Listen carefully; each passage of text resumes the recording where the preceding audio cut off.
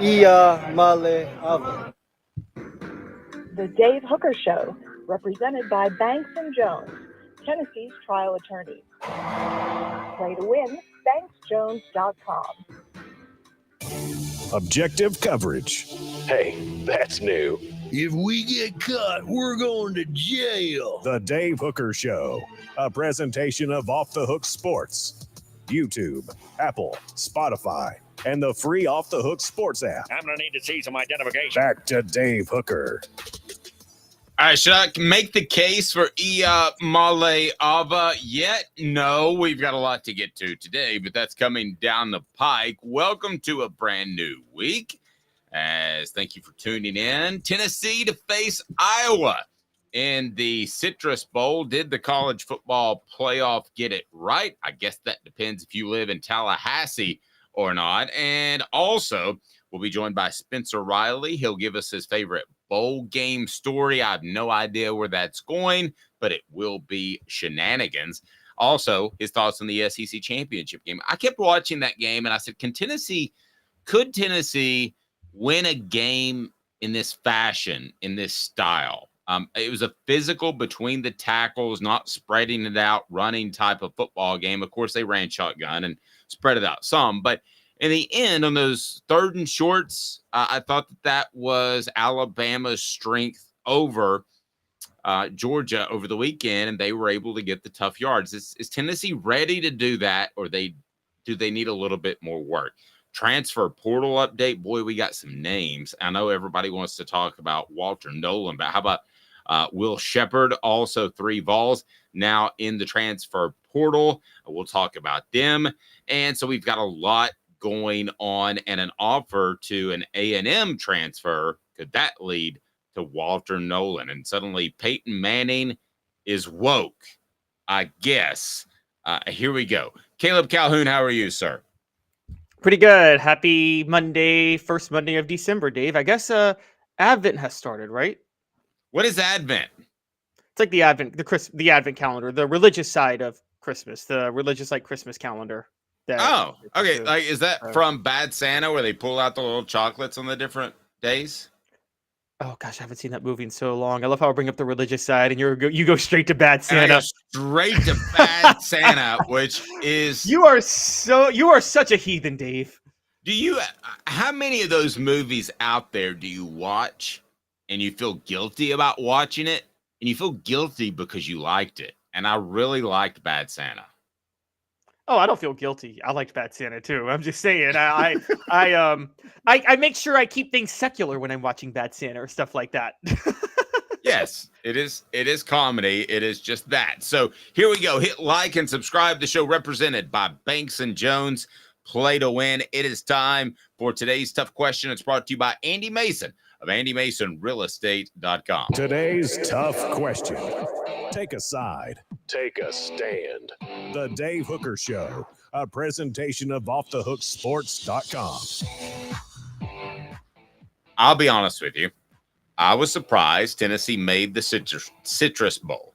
Now, for those of you that don't go bowling, or for those of you that kind of look at all the bowls as the same, and that is not a college football playoff, the Citrus Bowl is probably the best bowl in the Eastern Seaboard that is not a New Year, that is not a college football playoff game, or will be in the future. The Citrus Bowl is, in my opinion, the first of the second tier of bowls. So was I surprised that Tennessee went to the Citrus? And I'm talking about all the stuff they do for players and all that sort of thing. I mean, I think it's the first of the second tier of bowls. Let me get your thoughts on that first. But were you surprised also that Tennessee made the Citrus Bowl? Because I thought that they were bound for the Gator, and the only way they would move up is if Georgia and Alabama both made the college football playoff, and that didn't happen. So today's tough question brought to you by Andy Mason, AndyMasonRealEstate.com. Best service, best prices in the biz there in East Tennessee and Knoxville, over 40 years of experience. Andy Mason, realestate.com. So I threw like 5 questions at you, Caleb. First of all, were you surprised that Tennessee made the Citrus Bowl? I actually was. I was genuinely surprised. Now, I was surprised on two fronts. I was surprised that 4 SEC teams got into New Year's Six bowls. For those who don't know, we know the controversy of Alabama in the playoff. We'll talk about that on this show a little later. But Alabama in the playoff, but then Ole Miss, Missouri, and we knew Georgia was going to get into a New Year's Six bowl. That wasn't a shock.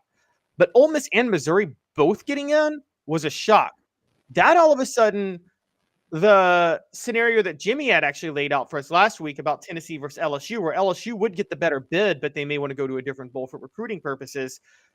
It feels like that's what happened, which is, look, you would think LSU would have gotten the Citrus Bowl invite, and the Citrus Bowl is the best bowl that is not a New Year's Six bowl, but LSU got the invite to the ReliaQuest Bowl, which is now the Outback Bowl.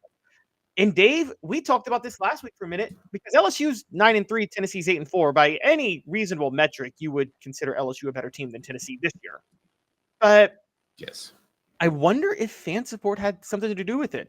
LSU has a bigger stadium than Tennessee. Tennessee filled their stadium more than LSU did this year. And both had equally disappointing seasons in which they thought they could. LSU maybe a little more so because I think they thought they had a real shot at the West where Tennessee had an outside shot at the East. But at the end of the day, I think that's what swung it for Tennessee. I think Tennessee had better attendance than LSU this year, even though they were slightly worse, and LSU has a bigger stadium. And I think that swung it for them. Yep. And we're going to get to the bowl selection process in Florida State left out. So Orange Blood will get to that. And there's a really interesting correlation between Tennessee and what happened to Florida State that I want to get into. Tennessee got the short end of the stick because of very similar reasons. So I want to get into that. But first, let's talk about the Citrus Bowl. I am surprised they made the Citrus. I think the Citrus is just short of a premier bowl. I mean, it is seeing Guns N' Roses open for Motley Crue in 1988. It is a great bowl. Is it the headliner bowl? No, and Tennessee wasn't going to make the college football playoff, so we all know that was out the door. But had they slipped to the Gator Bowl or below, I would have thought, yeah, that's fair, that's appropriate. So for a second, I think we need to address this. Tennessee got favorable treatment, period. And that is on the YouTube page. If you want to vote, I want you to do that. So today's tough question, are you happy with the bowl? But more specifically, do you think that Tennessee got favorable treatment? So here are your options. So people go on and on and on about how Tennessee did not get favorable treatment this year against the officiating. And I do think they had a rough year with officials. I don't think it's contrived. I don't think there's any conspiracy. But I said, did the Vols get special treatment to get to the Citrus Bowl? 20% so far, it's on the poll, said yes, Tennessee didn't deserve that. They didn't deserve the Citrus Bowl. And then sort of got 30% of the vote. Vols got lucky. And then did Vols get special treatment to the Citrus Bowl? No. Fan support won out. And then the other is not really the offense is exciting. Well, so far, fan travel support won out, got 50%. Offense is exciting, has 0% because it wasn't very exciting this year. Here's where fan support really helps you in a Citrus Bowl type of matchup. Is that the SEC is smart enough to know that if you send Tennessee to the Gator Bowl or Charlotte, you'll get a good turnout. But if you send Tennessee to a destination type of bowl, and I would count Miami because of South Beach and all they have, I would count Orlando because you can go to Disney World, make a big trip out of it. The Tennessee's not just going to show up. They're really, really going to show up. Tennessee is going to absolutely dominate the crowd in the Citrus Bowl. I'll go ahead and call it. They are lining up right now as we speak, a huge monstrous Vol walk like they did at the Orange Bowl when they had a Vol walk. And it was impressive. I mean, the street was a four-way street was completely filled, a 4-lane street. And yes, I think that TV executives know, and I've talked to a TV executive about that, when fans are watching on TV and they see empty stands, it's a red flag to change the channel. It's been proven through research. You're not going to see empty seats at the Citrus Bowl, and I don't care what Iowa brings. Tennessee will gobble them all up. Yes, I think they got special treatment because of the way they have supported their team in a bowl game. And the Orange Bowl was an example last year, but I could name 8 over 25 years that Tennessee got preferential treatment. They did get preferential treatment, and good for them and good for you, Tennessee fans, because you show up, and Tennessee, based off record, shouldn't have been in the Citrus Bowl, but they are, Caleb, and that's where we are. There's some politicking into it, and showing up at the bowl, that is politicking, and Tennessee does that each and every year. Yeah, you earn your special treatment by showing up. I mean, Tennessee hurt Tennessee for a little bit, got unfavorable treatment from bowl games, and they did it to themselves because, as you know, Dave, they didn't show up for the Fiesta Bowl the year after they won the national title. Nebraska, that was a home game for Nebraska. And that's right. You're absolutely right. There was a lull there for a couple of years after winning the national championship. I was at that game in that'd be 99, 2000. I was at that game, and I think it was me, my future wife, and approximately 8 other Tennessee fans at that game. And it was bad. And it was bad too at Peyton's last game in the Orange Bowl. Tennessee didn't have a good showing. So of course you're going to have a good showing for a national championship game, but they expect Tennessee to have a good showing at the Citrus Bowl. Now, do you think they will? Yes, I do. I'm with you. They absolutely will. I think fans are still excited about the state of the program under Josh Heupel, even with a bit of a setback this year.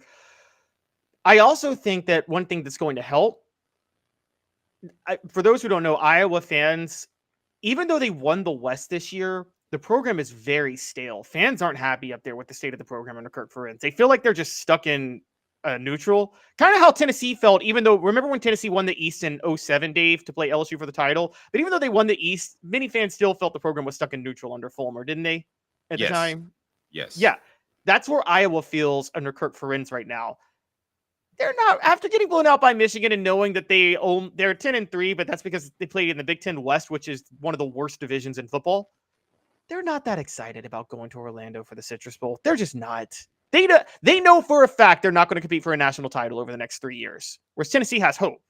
They probably played up a little bit too. Now let's talk about Iowa for a second as an opponent. There's an ongoing joke, and I listen to a lot of national talk radio to kind of get a feel for what other people are doing. It's called sampling, some of the things we might use here in the program. But anyway, Iowa has a very, very, very stingy defense, and they are known for keeping the game at the under. Like, there were 8 straight games this year where they kept it at the under. The over-under. And by the way, I was betting on those. They moved the over-under from 41 for the first one all the way down to 26. It's the lowest over-under in the history of college football. 26. So they moved it 15 points? No, not for one game. It's just over time each week. It would go from 41 to 37 to 34, and it got to 26 at one point. I think it was Iowa, Nebraska. It was at 26. The under hit. Yeah. Well, okay, so this is not probably going to be an exciting game for you to get up and watch. It's probably going to be. Now, I do think Josh Heupel will have, and we'll talk about what quarterback he's going to play because we're going to get into that. But I do think that Josh Heupel will have some certain unique plays that'll manufacture points. But just straight up, if they were playing Saturday, this would probably be a game that if you get into the mid-20s, you win. It's not necessarily bad because Tennessee's equipped for that. They can run the football. But this is not the most exciting opponent. This is an exciting bowl selection, is the way I would put it. Yes, and particularly with Tennessee's offense this year and Joe Milton, it's definitely not going to be – it would definitely not be an exciting game because Iowa has no offense. They do have a stingy defense. And now, if you have Tennessee's offense last year – because Iowa has a stingy defense, Dave, like in the old school win in the trenches, but they have no speed on the outside. It is the most stereotypical Big Ten team possible. You know what I mean? Their skill players get wrecked, but they're stingy in the middle. Well, if you have last year's team with Hendon Hooker and Jalen Hyatt, then I still think Tennessee would put up 40 points in that game, honestly. I do too. I think last year they would avoid this matchup because it would be one-sided. And I don't know how much the Big Ten and SEC work together to provide these matchups, but I think they would try to avoid this one, because I think it would be a boat race if it was last year. To give you an idea, for those that don't keep up with the Big Ten, Iowa is kind of like a poor man's Nebraska, the very Nebraska program that Caleb was just referencing. Now, Nebraska had it down pat. They were bringing in walk-on guys. They were developing them into very, very, very good players like Grant Windstrom. I don't know if he's a walk-on, but the point is they came in as walk-ons or freshmen, and they were very okay. And then they got very good through development in their weight room program. I don't know if they were on PEDs or not. I'll let you decide.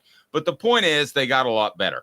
Iowa is kind of like that. There's not a lot of freshmen that step in ready to play, or even sophomores ready to play at Iowa. They want developmental players because they think the lack of in-state talent, that's the best way to win. And they're probably right. That's why people when they get upset with Kirk Ferentz, I'm kind of like, how much better are you going to do? And in that state with a lack of in-state talent, personally, I think he's the perfect fit, and that's why he's been there for so long. And I believe that Iowa's powers that be know that. Now, are they going to be happy with just making the Citrus Bowl long term when there's going to be so much money on the table? No. I mean, honestly, I think Iowa is a year or two away from making the same decision that Tennessee made, and that's getting rid of a longtime head coach. What does that mean for them? Does that mean a decade of dysfunction, as Mark Nagy would like to say? Quite possibly, because I think he's a good fit. And I don't know that you're going to see Iowa make a change and suddenly be a powerhouse. I don't think Iowa – I think there are certain schools that can never be a powerhouse and are always going to be second tier, and I think Iowa is one of those. I think the payout coming from the Big Ten in 2 years with their TV deal will, in an age of NIL, will actually make it very possible for Iowa to be a powerhouse. But just like every Big Ten school at that point. But you're right; they're going to have to think creatively, and they have to think right creatively. I think Nebraska thought right creatively with Matt Rule. But you know this, Dave. Nebraska tried to get a creative, high-powered, up-tempo offense, and they tried it for coach after coach after firing Frank Solich, and every single one of them failed, basically. And they had Bo Pelini, who was probably their only consistent coach, and they fired him because they couldn't get over the 9-10 win hump. And then they went back for, Mike Riley, Bill Callahan, Scott Frost, and none of them worked out. And for those who just talking ball for a minute, and Dave, you know this better than I do, having covered recruiting, offensive line, you can get walk-ons and develop them. That is a position where you can get walk-ons and develop them into really good players over time. You can't do that with skill players on the outside. You're either fast or you're not. It's pretty much that simple. And no, I agree with that. I mean, I was actually going to pull out the Jalen Hyatt example of a guy who showed up and wasn't great and got better because of coaching. But then I thought to myself, if Iowa had a Jalen Hyatt, I mean, that would change the program. So, I don't think that that's going to happen. Portions of the program brought to you by Apex Apparel Group. Design, brand, market your way. Unique products to promote your business with unparalleled customer service. Just call Tyler at 865-919-3001, 865-919-3001. All of our sponsors are right down below, so please support them. That is why we're here. The show represented by Banks and Jones, Tennessee's trial attorney. Play to win. Let's get to 4 downs right now because we're going to go ahead and call out that college football playoff committee. And there's really little I like doing more than that. Here we go. 4 downs is now, and it's brought to you by our friends at Campbell, Cunningham, Taylor, and On. 4 downs. 4 questions. 4 answers. The Dave Hooker Show. 4 Downs. A presentation of OffTheHookSports.com. All righty, here we go. 4 downs. Did the college football playoff get it right? We shall discuss that, and it's brought to you by our friends at Campbell, Cunningham, Taylor, and Hahn. If people want to be associated with the program, all you need to do is can you tell me what Cooper Mays before we actually get to 4 downs? If I can find the stupid button. Cooper Mays here. Hit like and subscribe. There we go. Hit like and subscribe. We greatly appreciate that. The numbers continue to grow. Hit a new mark of 3,500 subscribers. We want to hit 4,000. How about that by the end of the year? So we need you to tell you and your friends. We need you to hit that like and subscribe button. We need you and support our sponsors, Campbell, Cunningham, Taylor, and Hahn. Enjoy life when you see better. Local vision service for LASIK, cataract surgery, and regular eye examination. CCTeyes.com, CCTeyes.com. postseason.com. Campbell, Cunningham, Taylor, and Hahn. Which down is it, Coop? Coop here. First down. Thank you. Did the committee get it right? Okay. Did the committee get it right? The old BCS formula would have had Alabama ahead of FSU as well. So did they get it right? Yes or no question. I will ask you that, Caleb Calhoun. Yes. Yeah. Well, they didn't get it right by their own standards, but they got it right by the standards I think they should apply. And I hate to admit that, but Dave, even if this is going to be the craziest thing I'm going to say all day, even if Florida State had Jordan Travis, I would have had this top 4 over Florida State. Their schedule was ranked number 57 nationally. Alabama was number 5. Texas was number 11. I could look Mike Norvell dead in the eye and say, sorry, coach. One loss with Alabama's schedule is more impressive than undefeated with Florida State's schedule. It just is. Okay, but now let me say this. That's largely not his fault. That's the ACC being the ACC. And we'll get to that still somewhat being Florida State's fault in a minute. But okay. You're right. It is largely not his fault. But we have to factor in schedule strength when we're picking the top 4 teams. We do, right, Dave? We can't just put Liberty in there because they're undefeated. Completely agree. And I'm not accusing Florida State of being Liberty, but I am saying, okay, Michigan has the 33rd ranked strength of schedule. 33rd and 5, yes, Alabama is significantly better, but not significant enough where a one-loss Alabama would be better than an undefeated Michigan. 57 and 5, the 57th ranked strength of schedule and the 5th ranked strength of schedule. I'm sorry, one loss versus undefeated, you have to do it. Now, so the committee got it right from my perspective, which I think record and schedule strength and head-to-head should all be factors. Where they got it wrong is they say most deserving and body of work doesn't matter. The committee sits there and says 4 best teams, period, end of story. Well, they're lying to us. Because if they were picking the 4 best teams, Georgia would be in the college football playoff. Who in the world thinks that Georgia would be... If Georgia played Washington right now, Dave, what do you think Vegas would set the line at? Oh, I would say Georgia 6.5, 7.5. Oh, I think it'd be Georgia 10.5 to 15 to 12.5. Yeah. Well, you would know better than me. I'm not a big gambler. I mean, it would be significant, and I would go into the game being stunned if Georgia didn't win. Yeah, Georgia would be favored over every single team in the playoff, including Alabama. So how can you, even though they just lost to Alabama, you and I both know they'd be favored over Alabama if they played in a rematch. So how can you look at that and say that we're picking the 4 best teams regardless of resume, but leave Georgia out? And also, I'm going to give Ohio State a break. Leave Ohio State out. I would sit there and say Ohio State in Washington. Ohio State would be favored over Washington on a neutral field. Now, that doesn't mean Washington doesn't belong in because they have the resume to get in. But committee, stop lying to us. Stop saying you're only looking at the 4 best teams. You're looking at the teams with the best body of work. Just admit that to us. Caleb is 100% correct here. I want to get that up on the message board because that doesn't happen often. Yeah, so that's up there. Caleb is 100. That's according to our message board. Caleb is 100% correct here.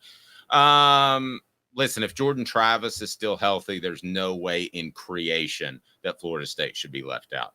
The simple fact is, just like Tennessee, and help me with the year, we were standing around a practice, the last practice before the SEC championship. No, it was a Monday practice for the SEC championship game. We got handed out, this 4 emails, I guess, and we got handed out a press release that said John Higgins is not available to play in postseason play. And that was the first year of the rule where you had to pass 6 hours to compete in postseason play. Well, despite those advisors that suggested against it, John Higgins took 4 high-level math classes and did not pass 6 hours worth of it because he wanted to be a teacher and he wanted to keep his degree going. A lot of people don't know this.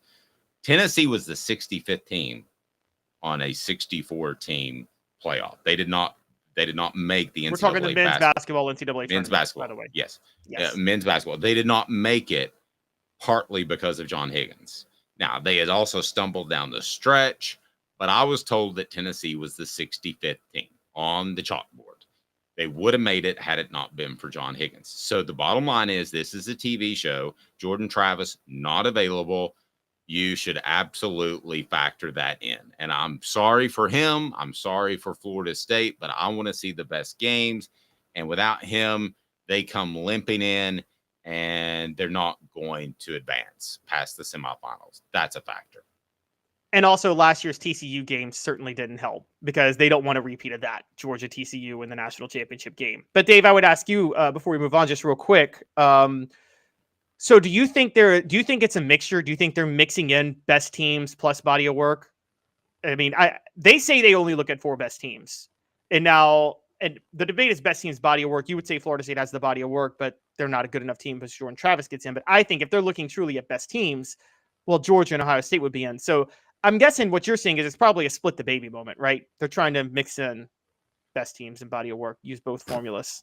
Probably. I would I think we all need to remember this is a TV show, okay? And we get serious about it, but this is entertainment. This is a television show. And if you go in there and you have a 40-3 blowout, that doesn't help you. Now, TCU, held its own in the semifinals last year. So I'm not going to diss TCU for what they did. And I do think it'll be a more level playing field moving forward. But the simple fact is Alabama ahead of Florida State makes a lot of sense. I think Alabama and Georgia making the playoff ahead of Florida State makes a lot of sense. But you can't do that because the other teams that were a factor. But Alabama ahead of Florida State, yeah. I mean, that's pretty much where you are. I got no problem with that because of the Jordan Travis injury. I would be up on my high horse if not for the Travis injury, who is Florida State's quarterback. That to me is way different because he's a Heisman Trophy candidate. And if it's a TV show, which it is, by the way, my Heisman vote is in, he wasn't on it. I think that's something that you have to factor in because it's a TV show. It's entertainment. Cooper Mays here. Second down. Is there an SEC bias and is it warranted? I say yes and yes. Alabama was going to make that. Greg Sankey joked even before in an interview with Mark Slabaugh that it's not even in a real world to say an SEC team couldn't make it. So Alabama jumps from 8 to the top 4 because there's an SEC bias, and it is warranted. Who would be surprised if Alabama won it all? I wouldn't. So, Caleb, is there an SEC bias, and is it warranted? Yeah. Yes. Yes, and yes, and yes, and yes, it's warranted. And just to break this down, there have been 27 college football playoff games dating back to 2014 when this thing started. Guess how many of those college football playoff games were won by the SEC, Dave? How many? 16. The SEC has won 16 of the 27 college football playoff games that have been played. The SEC's record in the college football playoff is 16-5. The only other conference with a winning record in the college football playoff is Clemson at 6-5. I mean, it's the ACC at 6-5, but that's all Clemson. That's all Clemson. Right. Every other conference has a losing record. Of course there's SEC bias, but they've earned it. This goes back to the BCS era where the SEC won every single national championship game where they played in the BCS era, except 2013 when Auburn lost in the last second to Florida State with Jameis Winston. So yes, there's an SEC bias. Yes, it's warranted. And by the way, I say it's warranted because the SEC had to earn it, because for those who don't know, for years there was an anti-SEC bias. And I'm just going to bring up this fact.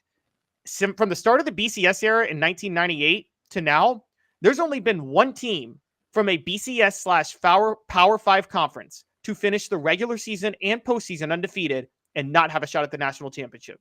That team would be 0-4 Auburn. So don't come to me about SEC bias that's unwarranted when the SEC maintains right now is still the only major league in college football to have a team finish the season undefeated in the era post-mythical national championships and not have a shot at the national title. They've earned the bias. They have. Sorry. They have. Yeah. I got you. I'm rolling with you. The SEC deserves a bias. Now, the Big Ten deserves a little bit of a bias too. Okay, so if this was, let's say Michigan lost the playoff. What's that? They've been horrible in the playoff. Well, but still, I mean, they're Ohio State and Michigan, somewhat Penn State, although you know how I feel about Penn State. Ohio State, Michigan, if it's between them and a Florida State, I would take them too. I would. I mean, too. wouldn't you? If Michigan lost and stumbled over the weekend, wouldn't you take Michigan over Florida State? Or Ohio State over Florida State, whoever you choose. Based on the committee's criteria, they'd still have to take Florida State because you're supposed to weight conference championships to a certain degree. So if Michigan lost, they wouldn't have the conference title. I don't know if that's the smartest thing to do, because then you're not really doing the 4 best teams if you weight conference champions, because next year there's only going to be 2 legitimate conferences. And so I don't know why you do that, but yeah. I would still take an Ohio State or Michigan over a Florida State without their quarterback. I would. I mean, if we're being honest, with a loss. So if Michigan had stumbled, I would get Michigan and Ohio State in there to represent the Big Ten over a Florida State because I think the ACC is just absolutely horrible. Yeah, I agree too. I mean, a one-loss Big Ten team is more significant than an ACC team that goes undefeated. I'm sorry, Florida State. Now, here's where Caleb, and I love Caleb. For those that don't know, Caleb is one of my favorite people in the world. But he's bat stuff crazy with this next one, and I know where he's going to go, okay? And I love him like a brother, but I'm a single child, so I don't know how that really works. But I love him like a brother, but there's this, and I'm going to let Caleb go on his little tirade here, but I'm just going to go ahead and tell you he's dead wrong. Here we go. Tennessee center Cooper Mays here. Third down. Does Florida State have a legitimate gripe given its past? They rejected the SEC in 1992. I'm old enough to remember that. Caleb's not. Also, there have been other scenarios. You pull up the scenario in 2000. So update people why you think that Florida State has no legitimate gripe given its past, because you tweeted this and I stayed out of it, but there it was. You're just ripping Florida State for a decision made by a bunch of people that are probably dead now, because in 1992 they would not join the SEC, and Bobby Bowden even came out and said, why would I go get my brains beat in at that conference? Caleb, so explain to me why Florida State over the past 4 decades undermine their chances to make the 2022-23 college football playoff. Explain this to me, and I love you like a twin brother, but you're absolutely crazy. All right, what do you got? Florida State. Now, I have no issue with Mike Norvell being upset. Mike Norvell had nothing to do with this decision, and the students there, fine. Although those students did choose to go to Florida State. But anyways, they were 16 when they chose to go to Florida State. They didn't know. Okay. Florida State can't come. If Florida State, right now, I'm just saying this to you guys. Don't come to me about SEC bias, because you could have had that SEC bias. It was your choice to not join the SEC in 1990, not the SEC's choice. They extended you an invitation, and Bobby Bowden admitted on 3 separate occasions it was a good thing we didn't join the SEC, because we wouldn't, we got a much easier road with the ACC. You got 3 national championships for the sole fact that you played in the ACC. Okay, so don't come to me about the SEC bias when you chose not to benefit from the SEC bias. On top of that, the biggest griper, and I called him out on Twitter yesterday, Danny Cannell. You remember Danny Cannell, right, Dave, when he played at Florida State? Oh, gosh, yes. And if there's a guy that goes overboard just for attention, it's Danny Cannell. Like, he'll say stupid stuff just to get attention. Yes, he will. But he is super upset. He says the games doesn't matter. His exact quote yesterday was, apparently games don't matter. Well, Danny, in 1993, you were on the national championship team at Florida State that lost to Notre Dame and then finished with the same regular season record as Notre Dame. Notre Dame had the head-to-head, but Florida State was given the nod to play Nebraska for the national title, which they won over Notre Dame. So will you give back your national championship ring from 1993, Danny? Do games not matter? What about 2000? When Florida State, now this was 93, that was biased human polls. 2000 was BCS polls. So I don't blame Florida State bias for 2000. That was the BCS, and the formula just got it wrong that year. But Miami beat Florida State. Both teams finished 10-1. Florida State, because of the formula, got into the national title game to play Oklahoma and did not belong in the national title game. That was probably the worst game I ever watched. That's the title game that Josh Heupel won. It was like a 13-2 game. I think you remember that, Dave. It's the ugliest game I think I had ever seen. But listen, here's Danny Cannell, and it takes me a long time to get here because I think that a lot of people have bias and they don't just outright show it blatantly. Danny Cannell's outright showed it. So to me, anything that you say, Danny Cannell said blank, Caleb, here's my response, is going to be, they're like, that is total bullshit.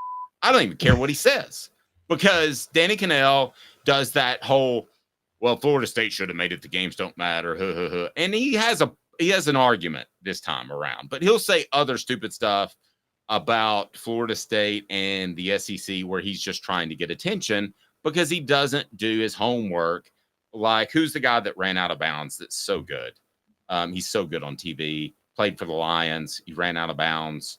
Oh, help me. He was on their bowl coverage yesterday. Why is his name escaping? Somebody help me on the message board. He is incredible. You know what I'm talking about, right? He ran out of bounds in a game. He's turned out to be he does his homework. He's incredible. He's the opposite of Danny Cannell. He wasn't a very good player. Probably better than Cannell, actually. But not sure who you're referring to. Dan Orlovsky. Dan Orlovsky. Oh, okay. He ran out of bounds does for the safety. Yes. I do love Dan Orlovsky. He does his homework. He knows what he's talking about. Danny Cannell is the type that says, I played, so I have a name. All I have to do is make outrageous statements now and again, and I will just be fine. And it's worked for him for a career. Dan Orlovsky. But Cannell is not that guy. He's the total opposite, and he's welcome to come on this program, and I'll tell him that. He doesn't do his homework. He sits up there and he says outlandish things to get attention, and that's his gig. And I find that to be completely weak journalism. So the Florida State having a legitimate gripe. I love you, Caleb, but those people are dead that made that decision in 92, 93. A lot of people. So I don't think they knew that it was going to be back then. You had really Power 5 conferences, and they were all pretty equal. The ACC was kind of equal to the SEC and the Big Ten. You don't have that now, so I'm going to say it wasn't equal. That's why they picked the ACC, because they knew it was less. There's consequences for your actions. It was equal-ish, and those people are dead. So it doesn't matter at this point. Actions have consequences. If you couldn't foresee the consequences, that's on you. Okay, if you want to blame the people that didn't work Florida State into the SEC in the 30, 40 years since, that's fine. But you can't blame the people in 1993 because they sure thought that if there was going to be a 4-team playoff and they won the ACC, that they would make it. If they went undefeated, they would make it. No Florida State team was going to get left out back then because the ACC was respected enough. Not a lot. But enough. And what Virginia was the other reason historically? Oh, just 93 and 2000, undeserving to play for the national title. They have an undeserved national title in 1993 that I think is one of the most tainted national titles ever won in college football. How they got that. But you had another tweet recently about that Florida State had done something wrong to not make that. I think that was all I was talking about. Okay. Well, with all due respect, that was 30 years ago. So I don't think that dig your grave. This is like when Isaiah Thomas led the freeze out of Michael Jordan in the All-Star game. I don't think Isaiah Thomas thought that meant that Michael Jordan would ice him off the Dream Team in 92. But there's consequences for your act. That's pretty damn good. All right, I'll let you roll with that. 4th down. All SEC center Cooper Mays here. 4th down. Why can't the college football playoff just move up to 12 teams this year? Boy, it'd be sweet if they did. And I hope you've come around to the fact 12-team playoff is going to be incredible. You couldn't do that quickly. That's too much to get moving. That reminds me of there was one year that the NBA said the first round of the playoffs is either going to be 5 or 7 games instead of vice versa. And they did that during the All-Star break. First, it makes you look stupid, like you don't have your ducks in a row. 2, I don't think logistically you could pull all of that off. Maybe you could, but I just think it stokes the fire for the college football playoff 12-teamer next year. So, there's sometimes I read a book before we started this business, Caleb, and I read a book and the first chapter was be patient. And that's hard for me. Like if I ask somebody to do something, I would like for it to be done 5 minutes ago. But if you're starting a business, and that's exactly what college football is, and that's what the college football playoff is, patience. So you have to wait to next year. So as cool as it would be, and I'd be behind it if they just wanted to throw everything up in the air and make a 12-team playoff this year, Caleb, the bottom line is you got to be patient and you stoke the fire for next year. So why can't they? logistics and smart business. You've gotten it more exciting for next year. Everybody will say heading into next year, remember what happened to Florida State? Not this year. So that would be why. That would be one of the reasons. But ultimately, I think it's just logistics, right? How could you make that turn so quickly? It is. And the only reason I asked this question, though, is, Dave, you know how this is how sports works, okay? There's years where there's like 5 legitimate teams, and then there's other times there's like only 2. Right at the end of the regular, there's a clear-cut top 2, where there's you know what I'm talking about, right? Like in the NFL, there's sometimes a year where a 9-7 team gets into the playoff, and then another year an 11-5 team gets left out. It's just the nature of how the season plays out. It's just really bad luck for college football that the year before the playoff happens to be one of those years where 5 teams have a legitimate right to get in, and maybe even like 7 or 8. I don't think it's bad luck at all. I think it's good luck they've gotten to this point. And it hasn't been an issue yet. Well, I think this was bound to happen with a 14 playoff.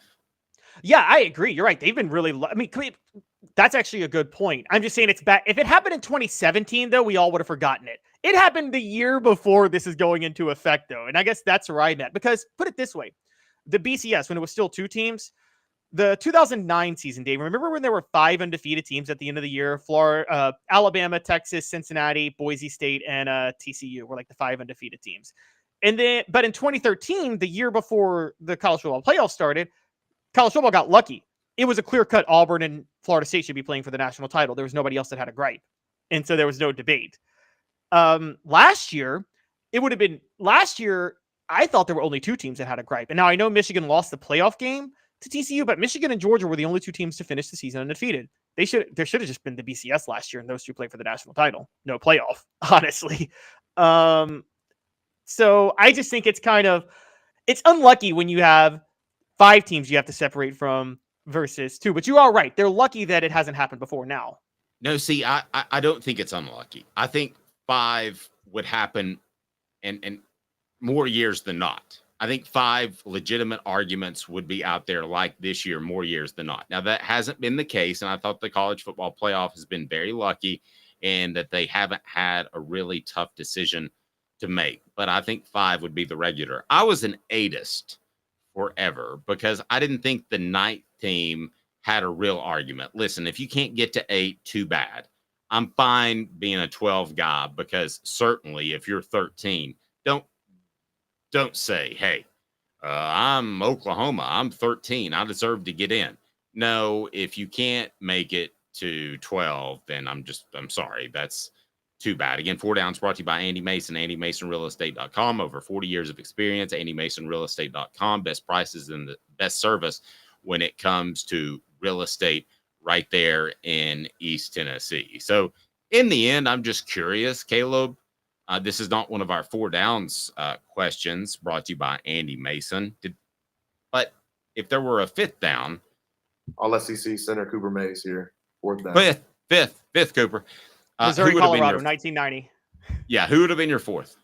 Your 4 teams. My 4th. Exactly what the committee's 4 teams were. Exactly what the committee's. You're right. But, and it's not fair. Yeah. It's not fair to Jordan. It's not fair to the Seminoles. That's life. Also, but now ask me this. What would be, if you actually were honest and had to go by what the committee is supposed to go by, what would be your 4 teams? Can I tell you mine? Sure. That's different. That's a different question. If I had to go by what the committee was told to go by, which they do, you and I both believe body of work matters, not just best team, right? Body of work has to factor into it. Resume. Yes. Now the committee's told resume doesn't matter. It's just 4 best teams. If I go by that standard, it's Michigan, Ohio State, Georgia, Alabama. I mean, who would you pick over those 4? Is there anybody you'd pick over any of those 4 teams in college football on a neutral field right now, Dave, if you had to bet? Nope. And I would also factor in eye test a little bit more. Yeah. So when I don't see, and Jordan Travis is eye test. Okay. When I don't see him out there for Florida State, that's eye test. Yeah, but his best game was what they did to LSU, and that was when LSU was putting Harold Perkins at middle linebacker, which was just stupid. So everybody was torching LSU's defense this year. No, that's fair. Portions of the program brought to you by the Hemp House, the premier hemp dispensary online with a wide variety, great selection, and strict standards to ensure you only receive the best in CBD or Delta products. They also have the Big Orange Crunch. Check it out. Use the promo code HOOKED. That's the promo code HOOKED and get 10% off. Go to hemphousechat with 2Ts.com. Hemphousechat with 2Ts.com. Now, I was sitting there watching the SEC championship game, which I thoroughly enjoyed. But I was asking myself, hey, could Tennessee win this type of physical ball game with what they do offensively? And I've got some strong thoughts on that. Hit the like and subscribe button. For the record, Tennessee didn't even play, and we've got a record number of concurrent viewers at the same time all on board. So I'm going to ask you to please hit the subscribe and like button. We have got to do that because we want to continue to grow this program. But I'm pretty impressed by our listeners and viewers because, again, highest number of concurrent listeners other than a post-game show after a Tennessee game. And we're here on a Monday when Tennessee hasn't even played. So I think that means that you like what we're doing. Is Tennessee even physical enough to win a game like Saturday in Atlanta? Are they? I don't know, because I saw two different football teams that did two different things in Alabama and Georgia, and one did something because they were more physical. Is Tennessee in that realm yet? I'll tell you right after this. He's Caleb Calhoun. I'm Dave Hooker. This is a presentation of Off the Hook Sports brought to you by Banks & Jones, Tennessee's trial attorney. Play to win. Back in 2 minutes. Sun, sand, and salt water, the beach is a very relaxing place. Unless you wear contacts. Ow! Open your eyes to the best the beach has to offer with LASIK vision correction from Campbell Cunningham Laser Center. Ah. Sports Treasures in North Knoxville is one of the South's largest sports cards and memorabilia dealers, featuring over 10 million sports cards from vintage to modern. Sports Treasures carries a full line of hobby boxes, singles, autographed memorabilia, Tennessee Vol collectibles, fan cave decorations, and so much more. See a museum full of collectibles at Sports Treasures, 4819 North Broadway in Fountain City, and Sports Treasures on Facebook. Sports Treasures, where the real sports fan goes to shop. Have you seen the latest TriStar Hats Co. product? TriStar Hats Co.? What's that? You know, those really cool hats, shirts, tumblers, and even license plates with 3 stars like the official Tennessee flag and stripes like the American flag. Pretty patriotic if you ask me. Ah, gotcha. Seen those. Those are cool. Where can I get them? Simple. TriStarHatsCo.com. And if you order now, there's 10% on any order $50 or more. Plus, use the promo code HOOKED. With the promo code HOOKED, you get 10% off. That's hooked. And don't forget free shipping with any order over $50. Stock up at TriStarHatsCo.com. That's TriStarHatsCo.com. There are plenty of wannabes out there, so make sure you go to TriStarHatsCo.com for the best quality and customer service. Will do, and I'll be sure to use the promo code HOOKED. That's hooked when I do, to save an additional 10% off. TriStarHatsCo.com. TriStar Hats Co. is a trademark of TriStar Hats Co. LLC. Any use without express written consent is prohibited. What's up, everybody? This is Jacob Warren asking you to like, subscribe, and share. Dave needs this. The Dave Hooker Show, represented by Banks & Jones, Tennessee's trial attorneys. Excuse me, Your Honor. Play to win, banksjones.com. Who's this guy? Hello, wizard. The Dave Hooker Show, Who? a presentation of Off the Hook Sports. What? YouTube, Apple, Spotify, and the free Off the Hook Sports app. Back to Dave Hooker. Well, you couldn't tell if you're listening on the audio platform, but if you're listening on YouTube, you saw me eat a banana. I hate that. That's like my pet peeve, Caleb, when somebody eats on the air. But blood sugar a little bit low, so I had to do that. You don't want to see me passing out during the show. So here we go. Spencer Riley's going to join us later in the week because Spencer has a recruiter in there to see one of his young men. So that's perfectly cool, and we understand that. We hope the best for that young man. Vols physical enough to win a game like the SEC championship on Saturday? Let me just open it up to you, Caleb, and the message board. Were the Vols physical enough? Are they physical enough to win a game like we saw at the SEC championship game? Because that was my favorite type of game. Those games in the 27-24 realm, 27-23, 24-20. Those are my favorite football games because it's defense and offense. But there were times when Alabama said, I'm going to run between the tackles to get a first down. And you've got 15,000 players in the NFL, Georgia, but you don't have them on your defensive line right now. And they may end up being every bit as good as the guys that we've seen go to the NFL, but they're not now. And I thought that Georgia a couple of times was afraid to run between the tackles on 3rd and short and 4th and short yardage downs. And I think that Alabama wasn't. And that's what they did. And they also ran a very physical style of quarterback run called plays. So that's something that you don't see a lot of either by Tennessee. Is Tennessee physical enough? Their approach to football right now to win an SEC championship game that's going to be based off physicality. Let me ask you that first, Caleb, and I want to ask the message board. Go ahead and give us your post right now. And by the way, we've got a new element to the program that we're going to be adding. It's our 5 favorite minutes. We're going to end the show doing nothing but taking your post and your thoughts about what we should talk about. But let's start with, are the Vols physical enough to win a game like we saw at the SEC championship? And it's brought to you by Herald Group Security Solutions, leadership, experience, specialization, addressing problems through unique mission-specific mitigation techniques, making your children safer one school at a time. We're in private schools now, but we want to be in public schools. So go to your school administrators and say, check out Herald Group Security Solutions, heraldgrp.com, heraldgrp.com. Tennessee, they tough enough, they physical enough to win a game like was played on Saturday at the SEC championship game. Your thoughts? You know, I think this year's team was, when fully healthy.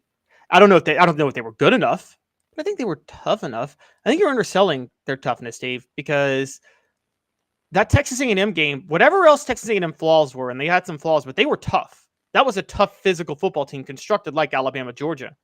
And Tennessee won the physical battles with them. So I do think they were tough enough. Now, I question them after this year, because after this year, you're going to see more hypo offensive linemen out there, and we are seeing some issues with offensive linemen Tennessee has recruited being straight up soft. And that is a problem. But honestly, I think they'd lose. I think they may not be good enough up front, but I do think they'd be tough enough up front. And I'm just going to be honest. That's good news. That's good news that you would say that as an astute observer and analyst of college football, because I'll be honest with you, I'm not 100% sure. But let's face it, the two things we questioned with Josh Heupel coming in was recruiting and toughness, right? I mean, yeah, it was this team with its offense going to be too soft. I don't think that's the case. I tend to agree with you. Tennessee was definitely a physical team. That being said by Rory, we appreciate that. The A&M game was a tough game. That's proof that Tennessee could win that, according to Mead Drinker. So, yeah, I mean, I think they could have hung tight. I don't know. I think the difference in the game that we would be having this conversation if Tennessee had somehow gotten in the SEC championship game and played Alabama, I think the question we would be having is the 4th down inefficiency on both sides of the ball. I think that Tennessee is more likely to go for it than they should. You and I can disagree on that. And I don't think they've converted at a high level. On the flip side, I think Alabama would be able to convert a lot of 3rd and 1s, 4th and 2s, those type of downs, because they're tough and they can run the ball inside. So I think it would cost them, and that's the conversation we would be having, would be 4th downs. but I don't know that it's necessarily a toughness issue. Tennessee's defensive front is built to apply pressure to the quarterback, make big plays. It's not built right now to stop those 4th and 1s. So I think that's the conversation that we would be having, but toughness would not be an issue in my mind. Yeah, and I want to bring this up. You could question Georgia's toughness after that game, because did you watch the defense did you watch how Georgia's defense played Jalen Milroe in that game? They banked that their defensive line alone would out-muscle Alabama's offensive line. And so notice they just kept a bunch of guys in spy for much of the game. Mm-hmm. And by not bringing the extra rusher, did you not notice Alabama's offensive line manhandle Georgia throughout? And then at the very end, Georgia decides, oh no, we're going to have to bring some pressure because we can't get, our front four just can't get the push it needs. They bring pressure. Milroe runs for 2 first downs, ball game. That was all because the defensive line. Look, this is what we learned Saturday was this was not the defensive line of last year with what Jordan Davis, Jalen Carter, and those guys. Or Jalen Carter? Jalen Carter's not still there. Yeah. They didn't. I noticed throughout the year they didn't even look the same. Like before the snap, they didn't even look as big. Yeah, exactly. So yeah, I think Tennessee would have been tough enough. They still would have had to hit on some big plays. I mean, they're not going to win a ground contest with either one of those teams, right? No, they're not. They're not going to win a ground contest. But again, coaching matters a lot, and Tennessee could have a coaching edge because, well, I don't want to say coaching edge, but Tennessee's coaching could overcome a lot of things, even if they're not great in the trenches. Look, because again, Alabama won because Nick Saban outcoached Kirby Smart. This is Nick. What's more impressive, Dave? Nick Saban's coaching job this year, or Nick Saban's coaching job in the SEC championship game against Tennessee in 2001, where he had to go win with Matt Malkin and Brandon Tofield out and Rohan Davey out. Well, this year he wasn't settled on the quarterback, and to me, that's a big black mark on your report card. Oh, but see, this is where I think he was settled. He was letting Tommy Reese run the show. I've heard through the grapevine, and you maybe have some sources that could tell me this, but based on what I've heard through the grapevine and reporting from Alabama, I think Nick Saban took over the offense after that South Florida game. Just straight up took it away from Tommy Reese and said, "This is my offense. We're putting Jalen Milroe in." You know how hard that is for a guy. You know, Saban wants to coach defense. He don't want to run offense. But as you've told me, Saban can coach offense if he needs to. And yeah, I mean, I've been told by coach and staff that he'll rip up the game plan for offense or defense on a Thursday night before a Saturday game. You're like, oh, great. Thanks for all that work that you just tore up.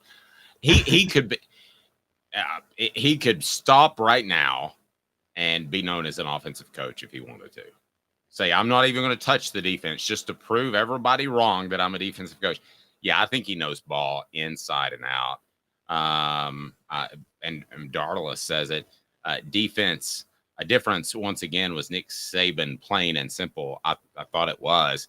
Now, as far as Tennessee, Derek says that, let me pull that up. Derek had a great point. The A&M Vols reminded me of an AFC North battle or an old school SEC game. I agree with both of those things. Good. So I think Absolutely. Tennessee's tough enough to win those games and beat either one of those games.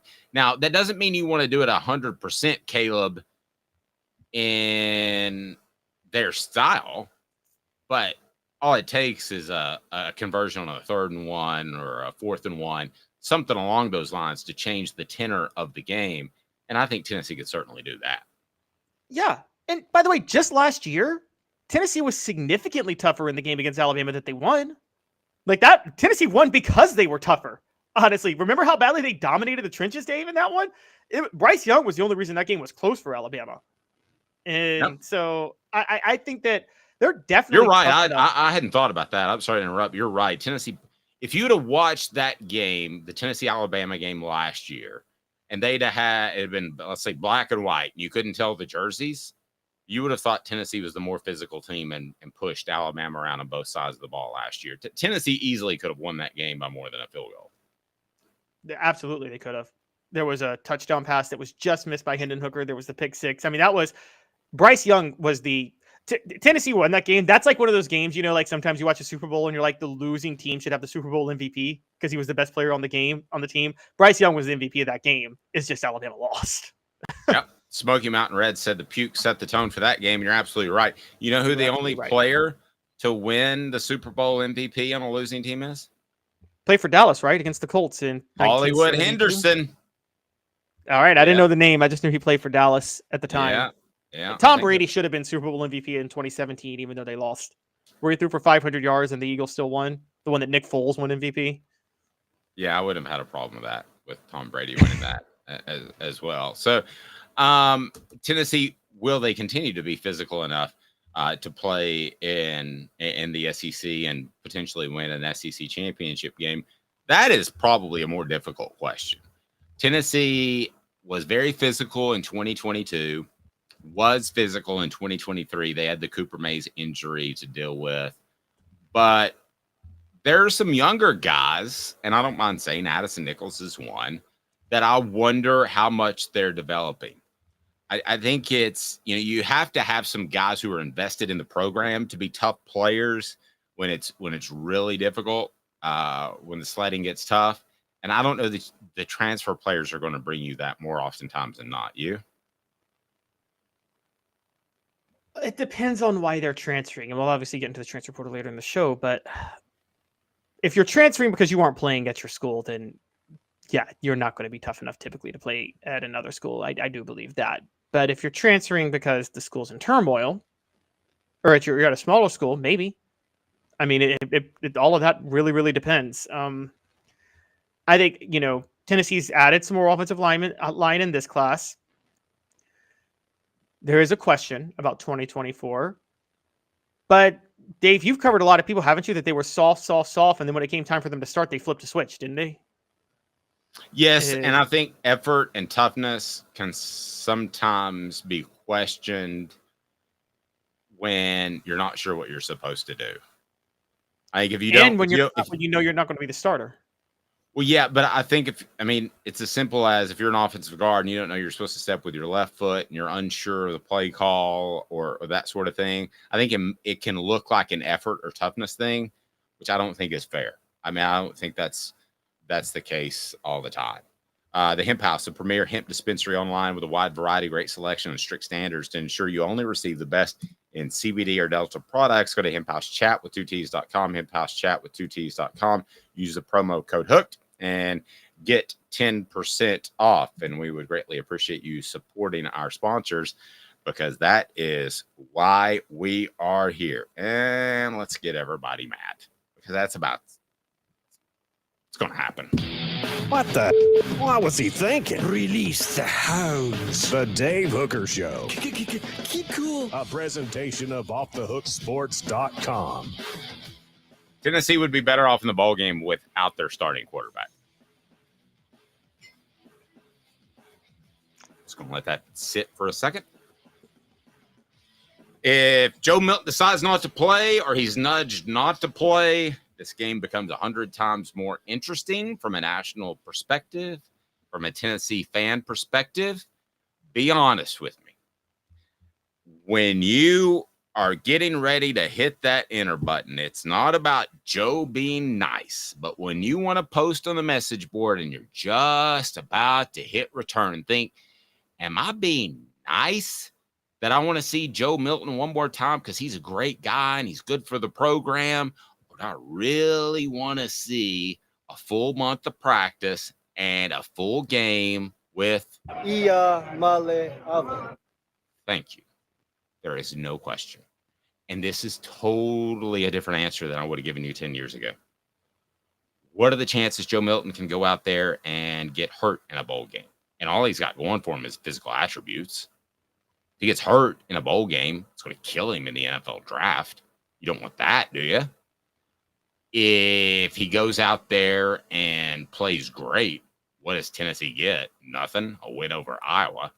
If he plays poorly, you're like, you remember him poorly.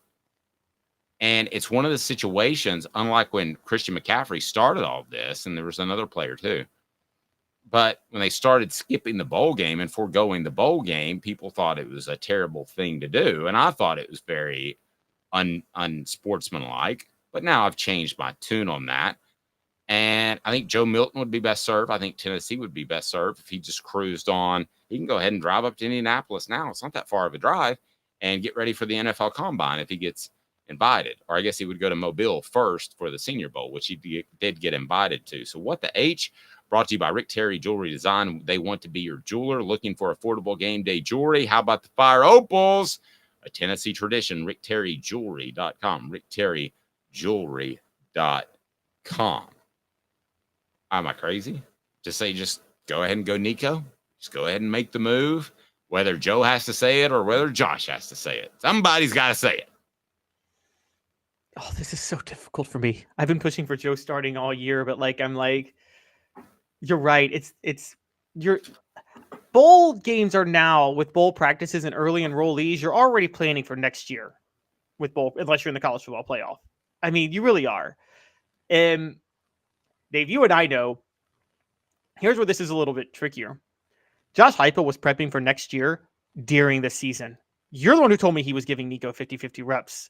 You don't give your backup quarterback 50-50 reps if you're all in on this specific season for something. You give your starting quarterback all the first team reps, right?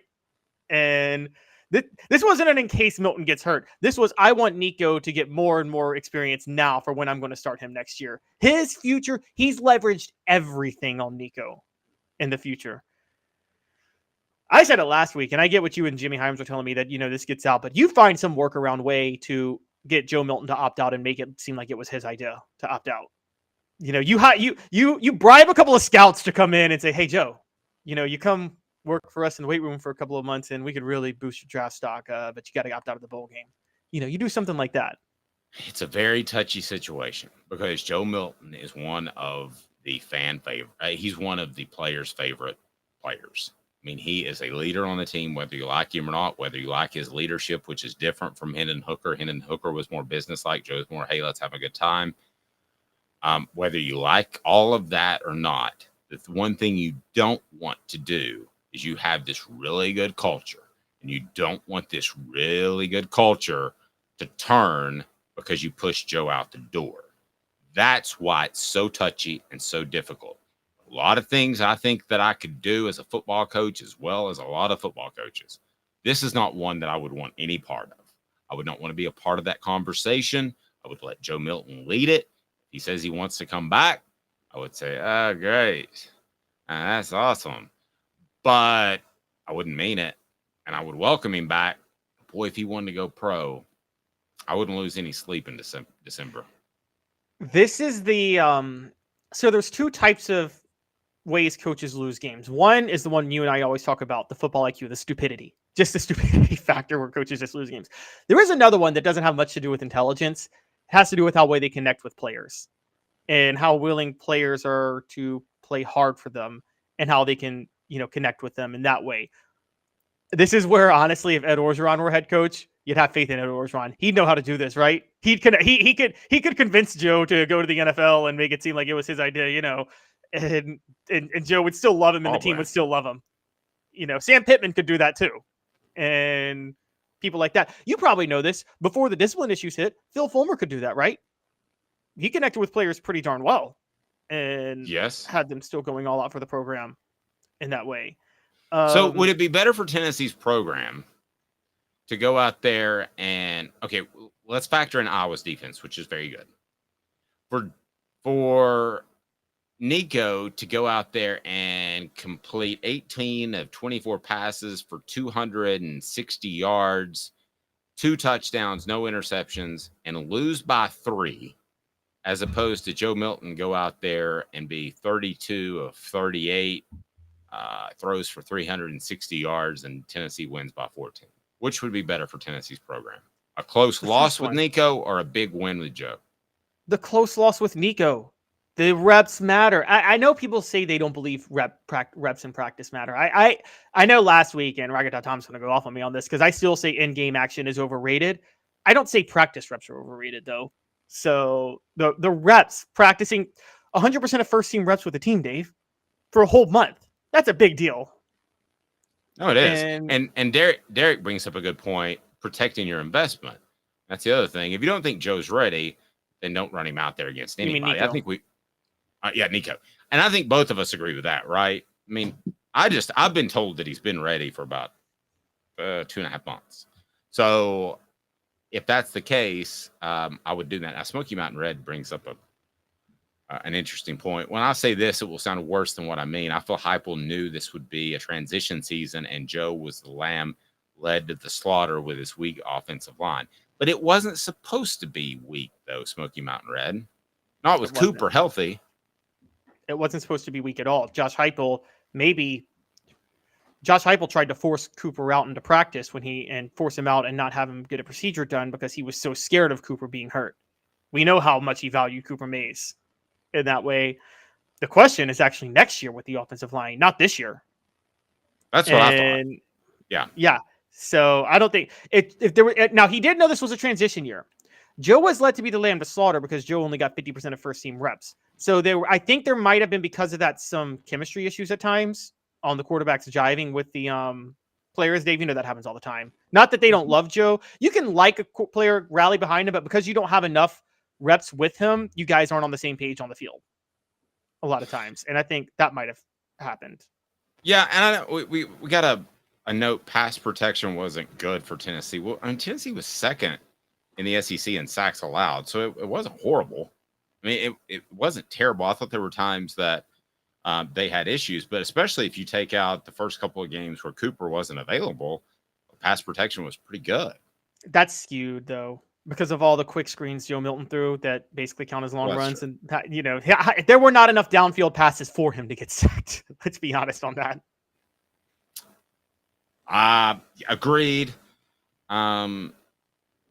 I still, though, believe that if Nico had taken over 6 weeks ago, there'd be a different feel for this program. And I think there would be a different feel for this program headed into the offseason if he took over this December. And again, this is not like it used to be. 10 years ago, this is either kicking somebody out the door or this is him quitting on his team. It's viewed completely different, Caleb, than it was last year or than 10 years ago, right? Yeah, totally different. And honestly, I think if you're not going to be back, you do your team a favor when you opt out of a meaningless bowl game. Let them get their young, because the bowl games, y'all call me crazy, I throw bowl games out the window, and I've done it since I've gone specific. The 2006-2007 Sugar Bowl, in which LSU blew out Notre Dame, and that game alone propelled Jamarcus Russell to a first-round draft pick, or the number one draft pick. And I was telling everybody, Dave, you watched Jamarcus Russell against Tennessee that year, that comeback game-winning drive, which helped propel him too. That was the most overrated game-winning drive I've ever seen. Jamarcus Russell wasn't that impressive on that. And I made it very clear he's not a number one draft pick. And he got propelled because of the bowl game, because people constantly overvalue bowls. Okay, so let me ask you this. What do you think will happen, if anything, with Milton and Nico? I think this is going to be difficult. And I think Milton's going to play because Josh Heupel won't want to nudge the way I think he should. And I think Milton knows he probably needs another game to help his draft stock. And also, I think his eyes lit up playing Iowa, because even though Iowa has a stingy defense, they're slow in the secondary. So Milton probably thinks he can get a lot of yards through the air in this game. Okay. What could Joe Milton do to improve his draft stock in this game? What you just said. 32 of 38 for 360 yards and 4 touchdowns. Dave, I think you're underestimating how stupid many NFL scouts are and how often many of them overvalue bowl games. I don't think one is going to help all that much. Jamarcus Russell became a number one pick because of a meaningless bowl game. Yeah, but I don't know. That was ridiculous.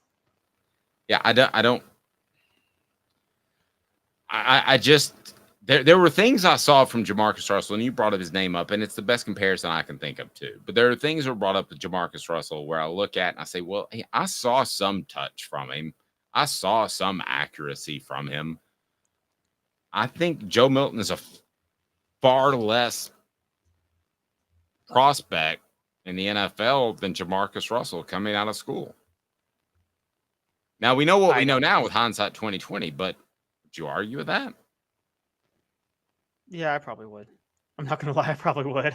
I think Joe Milton actually might be a little bit better because I don't remember seeing touch with Jamarcus Russell's throws. When he tried to put touch on it, he floated it, and it was the easiest pass in the world to intercept, i.e. 05 Tennessee LSU, when LSU blew a 21-point lead, because remember that pass he floated right into Jonathan Hefney's arms?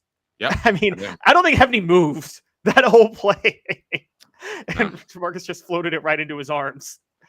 Now, that's pretty fair. I can roll with that. All right, let's get to the transfer portal, because there are a lot of people moving around, and this is absolutely one of the most important months in building a program. And I don't think that that's completely settled in with fans yet, but you could potentially lose coaches. I wrote about Tim Banks. He's flirting with MTSU, and I don't blame him. I don't think that being the defensive coordinator for Josh Heupel is fun whatsoever. But there's also the transfer portal, and there's a whole lot of news about that. Let's start with Walter Nolan. He has entered the transfer portal. We had that on Off the Hook Sports last night. Thank you, Caleb Giroux. Walter Nolan is from Memphis. So Memphis, as Caleb will tell you, is almost like it's outside of Tennessee. I mean, it's as much Arkansas, Mississippi, and I mean, it's just really mixed. It's not like Knoxville. If Ole Miss had a powerhouse program, they would get more Memphis kids than Tennessee. Yes. Okay. Great way to put it.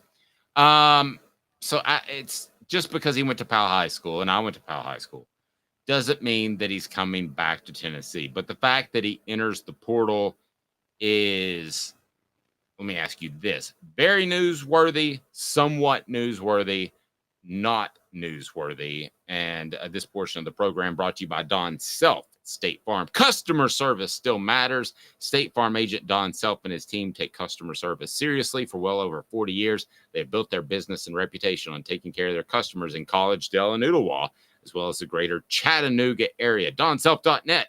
DonSelf.net. So this is very newsy, somewhat newsy, or not newsy that Walter Nolan has entered the transfer portal. Can I double the very newsy? Can I make it 8,000, 1,700 something, a gazillion percent newsworthy? I just made up a number. It is insanely newsworthy. Look, everybody knew that was covering Walter Nolan's recruitment, that it was down to Tennessee and Texas A&M. And Tennessee was the favorite to land him until 3 days before, and then he goes to Texas A&M. And everybody in the world knew that NIL got him to go to Texas A&M. And I'm not questioning your reporting at all, but I was told Tennessee never felt good about getting Nolan from within their program. Yeah, and I don't know if that's because of NIL. Maybe we're saying the same thing in different ways. That's possible. Up until the last week, every crystal ball had him going to Tennessee pretty much for the longest time. I think it was because the kid didn't talk, and that was the natural guess. But, I didn't think he was ever coming to Tennessee ever. Well, let's think about this now. Tennessee's got some influx on the defensive line. Amari Thomas might be gone. Elijah Simmons just hasn't panned out. Actually, he could technically be gone too. And I think if Walter Nolan went to Tennessee, even if those guys were back, he'd immediately be the starter. He'd be the best defensive tackle on the team, bar none. Guys, he had 8.5 tackles for loss and 4 sacks this year as a sophomore defensive tackle. That's really impressive. I mean, we're talking, when you talk rare talent, you're talking John Henderson in college right now. You're talking that level of a defensive tackle. So I think you could get him. And 2, I'm just going to say this. You open up the checkbook to get him. That's a player you opened up the checkbook for. Those who don't know, it's not as well known, but an interior 1 elite defensive tackle is the most underrated weapon you can have on a team that can totally alter your entire defense if they're that good. That's what happened in the SEC championship game. That's exactly Alabama's what happened. Alabama's defensive tackles were that good, where Georgia had to try unique plays and toss sweeps to try to get first downs and short yardage, and they couldn't do it. On the flip side, Alabama was able to run it straight up the gut. But yeah, I think it could change Tennessee's program. The thing that I like about it is it's a timing thing. So you went and got Dante Thornton from Oregon, who wasn't even a starter until somebody got hurt. He had 220 something yards receiving, not a lot of production. And that's a program that's up. So if they want to keep him, they probably could. But A&M is going through a transition, and it's a player who seems like his best days are ahead of him. So while I like the McAllen Castles version of going to a small school and bringing him to a big school, this kind of checks both boxes a little bit. It kind of checks the box of unproven school, not smaller school, because A&M's got all the cash in the world. But it checks the box of unproven school. You can win at a higher level. You can play right away. It really checks all the boxes to make sense. Do I think Nolan will come to Tennessee? I have no idea. But it checks all the box where he should. Yeah, it does. And there is, look, transferring from big schools, because Nolan's not transferring because he wasn't playing. I just gave y'all his stats. He's playing. He's transferring because Jimbo Fisher's fired. And so that's different from Dante Thornton transferring, where he wasn't playing at Oregon. Now, Tennessee offered, I want to point this out because we're sticking with the trenches, which you and I both agree, the biggest question for Tennessee next year is if they can shore up the trenches, right? And so Tennessee's offered a Texas A&M transfer offensive lineman, Remington Strickland, who was 6'4", 300 pounds. He played in 7 games this year and was just a sophomore. Now, was he transferring because he wasn't getting a starting job at A&M and he wasn't able to make it, or is he also transferring because of Fisher? That one's more up in the air. You don't really know how that's going to shake out. I can tell you 100% if he stays healthy, Walter Nolan will be a starter next year. I can just tell you that up front. Walter Nolan would be a star at Tennessee's defensive line, unless he just got the money and said, I don't care anymore. But he's not going to be that stupid. He wants NFL money too. So he's going to put everything into being good. I can't imagine too many college kids, even in the age of NIL, that say, I got my NIL money. I'm no longer going to work hard. Well, you could still make it to the NFL. That's still a factor. So I think he could. I think he could have a stupendous couple of years at Tennessee, or even 1 year, because he would be eligible to go to the NFL draft. I mean, I think he's that good. And it's interesting you bring up John Henderson, because John was kind of because of the Prop 48 year, was kind of a slow developer. And I think that's what you're seeing out of Walter Nolan. Portions of the program brought to you by Sports Treasures, carrying over 5 million sports treasures and so much more. Follow on Facebook for the best sports memorabilia daily updates. So go to facebook.com, Sports Treasures TN. You'll get those daily updates. We love them. And ask about Will Shepard, Vanderbilt receiver, entering the portal. What do you think about Will? I'd take him like tomorrow.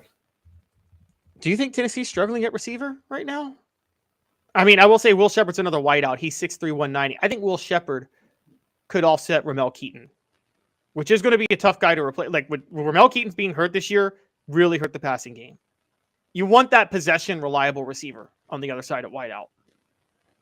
And I think you also don't know if you're getting Brew McCoy back. I mean, I think he's coming back. I've been led to believe he's coming back, but he went through senior day. Brew McCoy's not your possession wideout receiver. He's your dictate coverage wideout.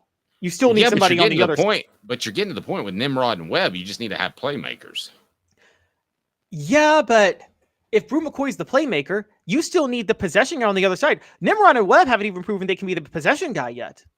They haven't proven they're reliable with their hands or anything like that.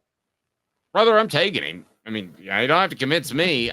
Whichever role he wants to play, he can play. I would definitely take him. And then the other guys that we want to keep an eye on in the transfer portal are guys that could potentially leave Tennessee: Brandon Turnage, Jack Luttrell, Mo Clipper Jr. All 3 of them hit the portal. Yeah, I'm not really sure who Mo Clipper Jr. is.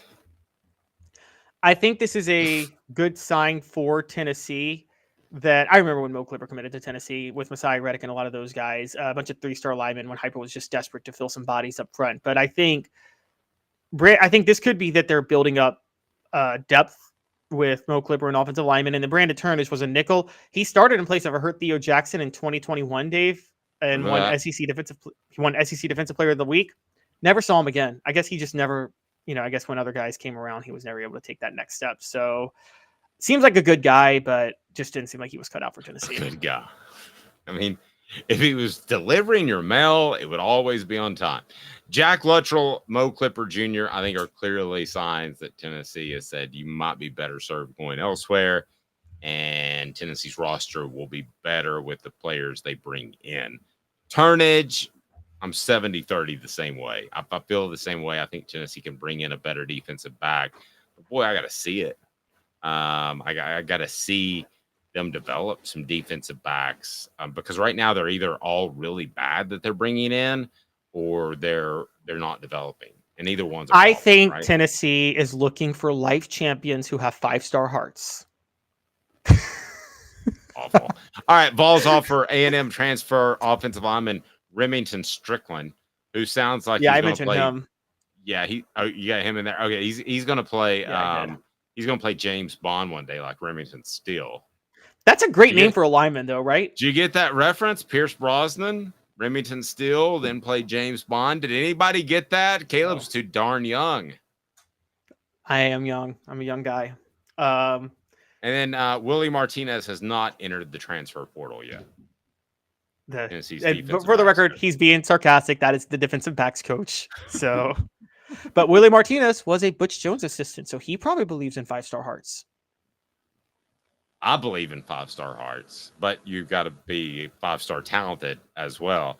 I think that the signs of the guys like Luttrell and Clipper to somewhat Turnage are a sign that those meetings are happening right now, that you can go ahead and enter the portal. And by the way, December the 4th is the day that I think you can start signing people, right, for the portal, which is today. Yeah. So you might see a lot of this thing shake out pretty quick. So be sure and check out offthehooksports.com throughout the day to get the very latest on the transfer portal, because there will be some movement. I don't know that Walter Nolan's going to move anytime fast, because I think you'll have a lot of suitors, probably 12 or so, I've been told. But these other guys like Luttrell, Turnage, and Clipper, I would encourage them to go ahead and go where you need to go, whether that's a lower level school or whatever that may be the case. But to get more playing time, go, because those spots are going to fill up pretty quick, Caleb. Yeah, totally agree. So that's why. But also, yeah, if you're Tennessee, Walter Nolan's going to have a spot wherever he wants to go. Open the checkbook. Give him all the money in the world. I mean, this is a guy you open everything for. Red carpet. Yep. The show represented by Banks and Jones. Play to win. Tennessee's trial attorney. He'll go to trial. Others won't. Also want to thank Tennessee Cider Company, the original hard cider of the Smoky Mountains. Use the promo code HAT, that's HAT, to receive some free swag with your cider order. Available most anywhere in the United States. Go to tncidercompany.com, tncidercompany.com. All of our sponsors are right below. Support them. That is why we're here. Our 5 favorite minutes coming up, and Peyton Manning is woke. What? Stay tuned. 2 minutes off the Hook Sports. Got cataracts? We can fix that. Never miss another moment. With a little help from Doctors Campbell, Cunningham, Taylor, and Hahn at cctis.com. Hi, I'm Rick Terry, and we at Rick Terry Jewelry Designs pride ourselves in the highest quality craftsmanship from a family-owned business here in Knoxville for over 35 years. At Rick Terry Jewelry Designs, we also take pride in being an affordable option for all your game day accessories, especially those fire opals. At Rick Terry Jewelry Designs, we want to be your jeweler every day, and especially on game day. Go Vols! Hi, Mike Davis here with City Heating and Air, reminding you to always dare to compare. Our team provides quality local heating and air service, installation, and maintenance across East Tennessee. We use only the best equipment like American Standard heating and air conditioning for your residential, new construction, or commercial needs. Honesty, dependability, and customer satisfaction have been the cornerstones of our business since 1961. City Heat and Air. Dare to compare. These mountains hold and defend a spirit far better than moonshine. A drink that holds flavor, that becomes necessity. A hard cider made and relished by folk who are as hearty as they are legend. A refreshment that can only be found in one place, with a taste that makes you say, Give me 3 bottles of the good stuff. Tennessee Cider Company, where necessity can be found. What's up, everybody? This is Jacob Warren asking you to like, subscribe, and share. Dave needs this. The Dave Hooker Show, represented by Banks and Jones, Tennessee's trial attorneys. Play to win, banksjones.com. You're listening to The Dave Hooker Show, a presentation of OffTheHookSports.com. The internet is full of pictures of each and every one of you. Available on YouTube, Apple, Spotify, and the Off the Hook Sports app. Download now for free. Is there nothing you people can't do? Also available on OffTheHookSports.com. Couple of other transfer portal notes. Derek says we need Walter. Let's not get ahead of ourselves. Agreed. It'd take you in a heartbeat. Devin Hayes says the tight end from UConn has to come. And Since Tennessee has offered him already. Yes. He sent out a tweet about an hour ago that he's received an offer from Tennessee. Yeah, and I'm just going to go ahead and tell you. Listen, I would have, if I had to choose, I would have Jacob Warren, Princeton Fant back for 2024. I thought that was a great grouping because of their individual skill sets. Second would be McAllen Castles and Jacob Warren because of their skill sets that I thought were underused because Joe Milton can't throw anything shorter than 90 yards. But don't think that Ethan Davis isn't going to have a major impact next year. Ethan Davis will be one of the better tight ends in the SEC, and they'll find somebody else either through the transfer portal or somebody that they currently have on the roster be the second tight end. Ethan Davis is going to be a fantastic player. I will go ahead and go in that. So one of the things I love about this show and what we do at Off the Hook Sports is we're able to endorse people that we truly believe in. You know, when I visit with people, I evaluate them probably as much as they're evaluating me because I want to give you people that businesses that you want to endorse. You do not want to endorse this.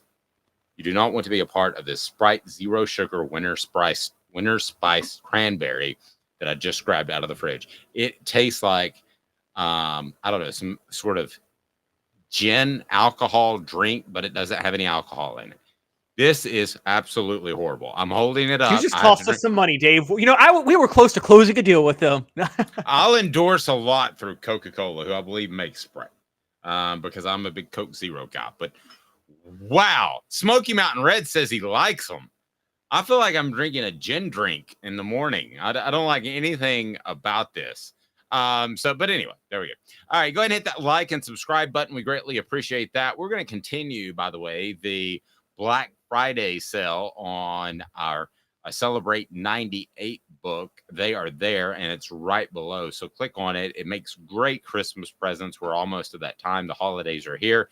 Relive the greatest season in Tennessee football with behind-the-scenes stories about the 1998 National Championship team. Click below for Celebrate 98, the untold stories behind the Tennessee Vols 1998 National Championships. We've got soft and hard copies. We've got autographed copies by Fred White.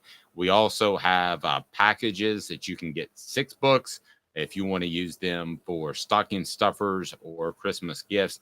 Your Tennessee fans / friends will absolutely love them. The show represented by Banks and Jones, Tennessee's trial attorney. Play to win, banksjones.com. Tennessee's trial attorney. He'll go to trial.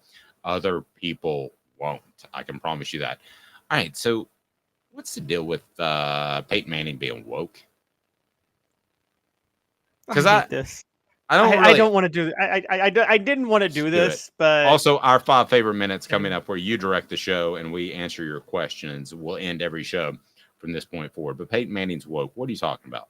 Okay, so ahead of time, guys, we're not taking sides politically. Dave and I never do that. But sometimes things involve former Tennessee athletes or athletes relevant. We can't ignore. We have to cover it. We're not doing our job as journalists and as reporters if we don't cover it. So I didn't bring this in. I didn't do this. You guys on Twitter did it, whoever did it.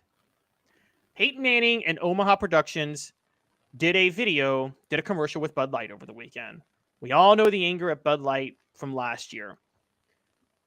The Twitter sphere and media went off on Peyton Manning for quote unquote being woke. Guys, maybe he just likes Bud Light and they offer Just him for a good working. deal. Well, I do know he likes Bud Light.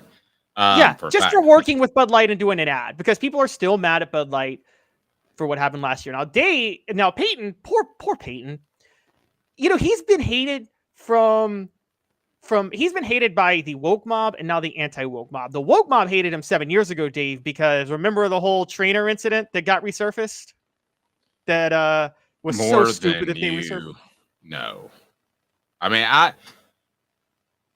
I was working for a company at the time, just as a part-time thing while I was doing radio, and it was SEC country, and these bunch of 25-year-old goofballs thought that this news was all new. It wasn't. It was all covered back in 1998, 99, and 2000. Yes, I do remember that. Hey, it seems like the people resurfaced who resurfaced it did not know how to read court documents. Yes. It seems like people are constantly looking for reasons not to like Peyton Manning. Am I wrong? On either side of the political aisle. Yeah. I don't know if it's about Peyton Manning himself. I think there's just outrage culture. Both sides like to be outraged. So this one side was outraged. They found this thing on Peyton Manning when he retired with the trainer incident. And they're like, I cannot believe Peyton Manning did that to a trainer.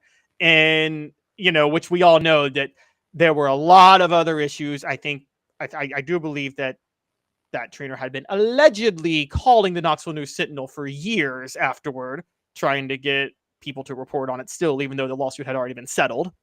And it was totally misreported nationally in 2016. Now, the other side wants to be outraged because they've been outraged about the Bud Light thing for a year now. So if Peyton Manning does something with Bud Light, all of a sudden Peyton Manning has to go get canceled. So I'm like, look, I don't even like Bud Light, and I never did because I don't like light beer. I like craft beer. I'm an IPA guy. Bud Light doesn't give me any good IPAs. Okay, so sorry, Dave, I might have just killed an endorsement for us. But Peyton does like Bud Light. It's a business move. So what if he decides that he wants to do an ad with them? And Emmitt Smith was in the ad, for those who don't know. Too. Well, and let's also remember these deals are set up for 5 years down the line. Are people still going to remember the Bud Light incident in 3 years? I don't know. I guess it depends if Kid Rock does another video. I say let's cool it on Peyton Manning, who seems to catch a lot of heat. And that's brought to you by City Heating and Air Conditioning. 50 years in East Tennessee. Integrity matters. Don't trust a fly-by-night HVAC company to tell you that you need a new unit that could cost you thousands or more. Go to cityheatandair.com. I mean, at what point are you allowed to do business with Bud Light if you're Peyton Manning and not get accused of being woke? Is that 2024? Is that 2028? I mean, the whole thing with the Bud Light is silly to me. How long does this stick? I mean, do most people really, really care about this, or the fact that we're in a conservative part of the country in East Tennessee, and I think Peyton Manning would be viewed as a Southerner, obviously. Does that work against him in this debate? Yes. There's no doubt in my mind that it does, Caleb. Yeah, I also do think it eventually will die off because, look, I've lived in liberal parts of the country that wanted to boycott Chick-fil-A for a long time after the whole stances they took in 2012. Nobody really turned against Chick-fil-A. I was dying for Chick-fil-A to be open on a Sunday yesterday, by the way. Yeah, exactly. So it's like, and I don't even know their political stance. I don't think I don't either. Guys, and I'm going to say this to both sides. Stop engaging in cancel culture. Just in general, don't cancel Peyton Manning because he wants to do an ad with Bud Light. That's stupid. Well, now you're having the flip side, too. I had a friend that went to a Bill Burr concert, and she said that she just felt like it was over the top that he was trying to be anti-cancel culture, and it was just almost bringing up race repeatedly to try to show, hey, I can say what I want to say. So I feel like both sides have gone they've gone like way far too outside. Yeah, it's in the name of anti-wokeness, people have all of a sudden, the anti-woke crowd has done the same thing that they accuse the woke crowd of doing because they're now getting outraged perpetually by everything. And what I've said is, guys, stop caring.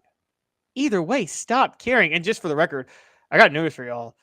He didn't like the out with Bud Light. I will say this: beer companies have been sponsoring drag shows, trans events for years. That's not new. Okay, they've been doing that for a good 25 years. Yeah, and I'll say this too: if I were Emmitt Smith, I'd probably rather be endorsing Bud Light than that terrible looking beard cream that he does that colors his beard. That's a good point. You're right. I see a little white there. Are you going to start going the just for men route? Are you going to start, Caleb? Are you going to start painting your beard or coloring your beard or whatever they call it? No, but I'm also not associated with the Dallas Cowboys, which just creates clowns out of everybody. Sorry, Dave. It's very true. By the way, Travis says, I just joined Caleb Black's drag shows. I don't know. Yeah, I mean, if I did, would that be a problem? No, I don't have a problem with that. Go drink your Bud Light and enjoy a drag show. Now, I mean, to me, it's just gotten really overly sensitive.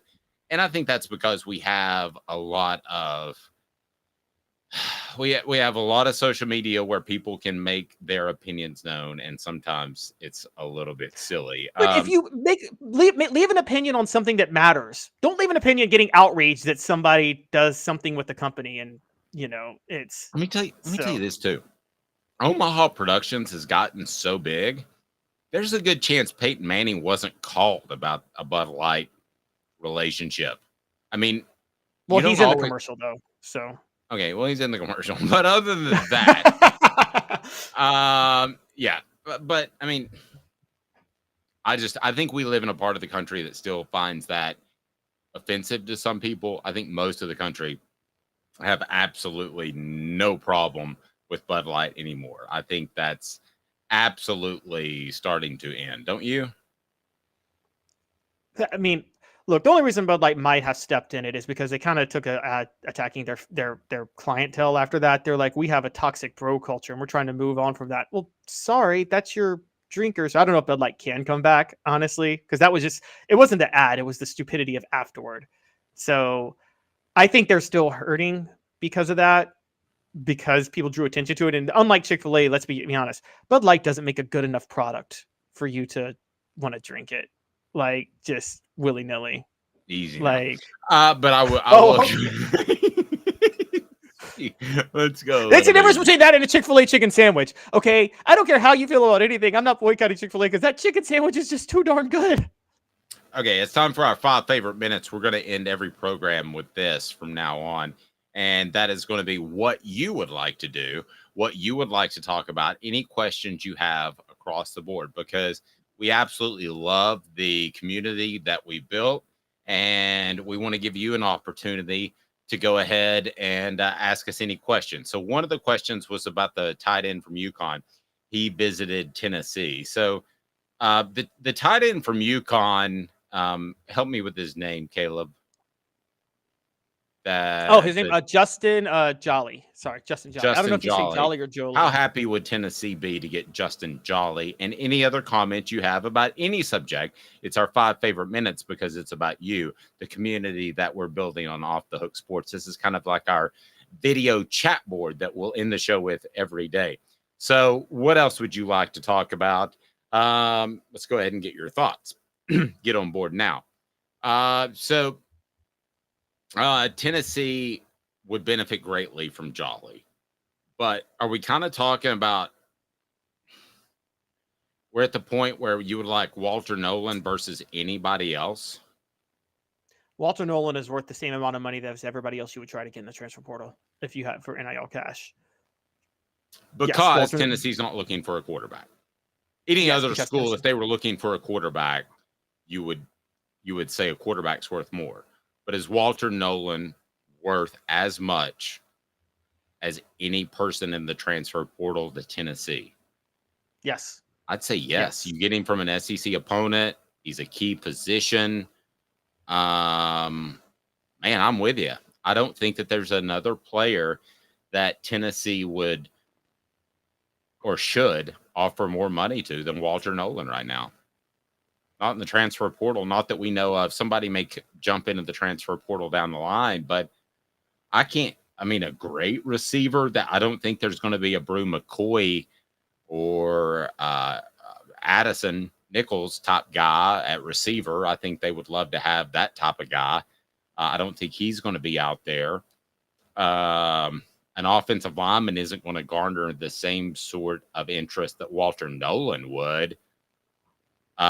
Smoky Mountain Red says some of Bama's offensive line. True. I don't think you have those guys or you're going to be able to get those guys. Now, Travis brings up a point, and this is why we wanted to do 5 good minutes or our 5 favorite minutes. Well, let's finish the answer because we were asked about Justin Jolly first, and I just wanted to bring him up. Okay, Justin Jolly, and then I'm going to get to the next point that I'm going to go ahead and pull up on the board so I do not get off base here. So go ahead. This is our 5 favorite minutes, and it's all about you.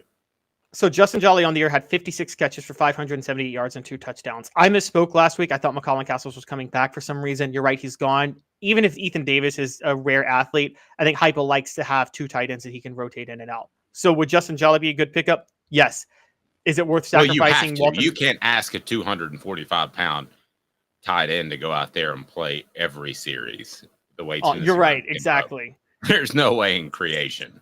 So is he a good pickup? Yes. Is he worth offering even a slightly less amount of money to Walter Nolan to get? No, because I'd offer everything to Walter Nolan. So, all right. Yeah, I think it's Walter Nolan, and then it's 2 steps down. Yes, I agree. I totally agree. So the next question was Bama's offensive line, you said, or were we talking about will Nolan be canceled? He was joking. He said go get Bama's entire offensive line in the transfer portal. I don't think that's going to happen. Our 5 favorite minutes, you direct us. You tell us where you want to go and what questions you have. Question from Rocky Top Tom. Who wins the first round playoff games? I have Michigan, and I'm hopeful that Washington beats Alabama, but I don't see it, unfortunately. And to his credit, he said he meant Washington. He meant Texas, not Alabama. Sorry. Texas, yeah. Excuse me. Who was the first person that told you Michigan was the best football team in the nation? It was you, but you're still wrong. They're going to win it all. If Georgia and Michigan played on a neutral field, who would you put your money on? Michigan. Did you see Michigan's reaction yesterday when they found out that Alabama got the nod over Florida State as the 4th seed? I did not. It's on Twitter. It was a groan. Now, if you think Florida State's better than Alabama, do you think Michigan would be upset about Alabama getting the 4th seed? Of course not. They're like, oh no, we got to play Alabama. They definitely rather play Florida State. It would be an upset right now if Michigan didn't win the national title. That's kind of shocking that you think that. I've stuck with it. I thought that Michigan was the best team. I thought that all of the talk of the scouting and all that stuff could derail what they do. But Caleb, I think that Michigan is the best team, period, end of discussion. I think Alabama's had the quarterback issues. They found themselves, so they certainly scare me more. I love that one quarterback run that is essentially that Alabama runs that is essentially a quarterback sweep where he's got like 4 blockers out in front of him. Did you see them run that to the wide side of the field? Probably 3 They did that at the very end of the game. Yeah. That's how they won the game. That's how they clinched it. That's just gold.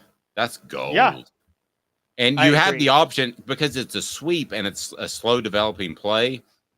If you're Jalen Milroe, but if you're Nico next year, you had the ability to get down, even if you're still a little bit light. If you're 225 pounds, you have the ability to get down. And, man, you steal things from everywhere. I'd steal that from Alabama if I'm Josh Heupel, and it would be ready to roll out of the gate next year. I love that because you can get down, you can protect yourself. And that is why Nick Saban is the best coach. Tommy Rees didn't draw that up. Nick Saban invented that play. I can tell you that right now. I totally agree. That's something they didn't run in the first month of the season. I 100% agree. Carl says, because this is our 5 favorite minutes, which is all about you, you direct where we go. Dave is wrong. Michigan is a good team when they have opponent signals. Where was Harbaugh without them? They didn't have they didn't have Ohio State signals. This is already out.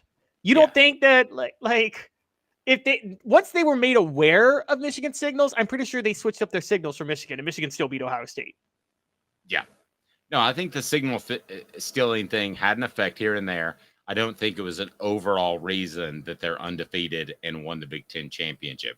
I think Michigan is that good. I think they're a great combination of toughness now and speed.